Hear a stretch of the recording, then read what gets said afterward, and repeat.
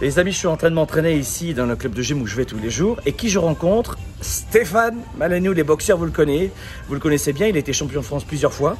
Stéphane, toi, tu habites ici au Canada. Tu as des attaches aussi en France. Ah, bien évidemment. Tu es un entrepreneur aussi. Absolument.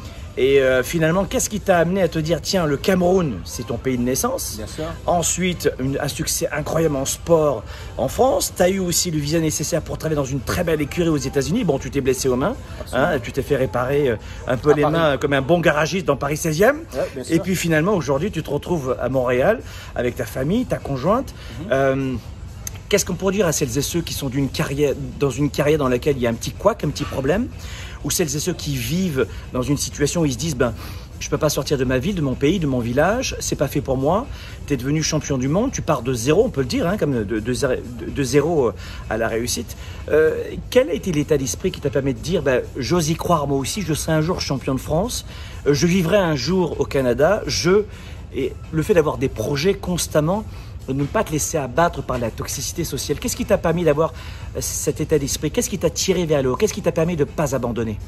Le travail.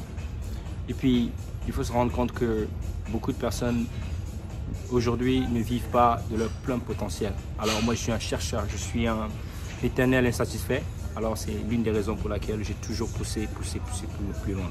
Et l'une des raisons pour laquelle tu me suis sans arrêt. Exactement. Bien évidemment, Franck est un motivateur vraiment inouï, quelqu'un qui a énormément aussi. C'est quelqu'un qui a un très grand cœur et je vous conseille vraiment de le suivre parce que c'est la vérité.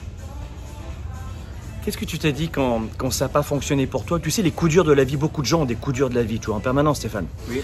Et bon, alors toi, tu as eu les mains cassées pour un boxeur, si tu veux, c'est comme d'avoir le coccyx cassé pour un cycliste, tu vois ce que je veux dire? C'est un peu embarrassant. Ou Armstrong qui a eu un cancer des testicules. Donc toi, c'est les mains, c'est pas un cancer des mains, mais qu'est-ce qui t'a permis de te dire, bon, finalement, il y a une autre étape après cette période de tunnel. Il y a une sortie au tunnel. Qu'est-ce que tu t'es dit justement pour reformuler de nouveaux projets? Parce que beaucoup de gens éprouvent ça en ce moment dans le confinement, tu vois, ils sont bloqués. Alors toi, c'est quoi ton état d'esprit? C'est toujours continuer, aller toujours plus haut. Et le succès appartient à ceux qui n'abandonnent jamais. Voilà les amis, c'était Stéphane, ici en direct de Montréal. Si vous le voyez aux États-Unis, vous lui dites un petit bonjour. En France aussi, il est souvent à Paris.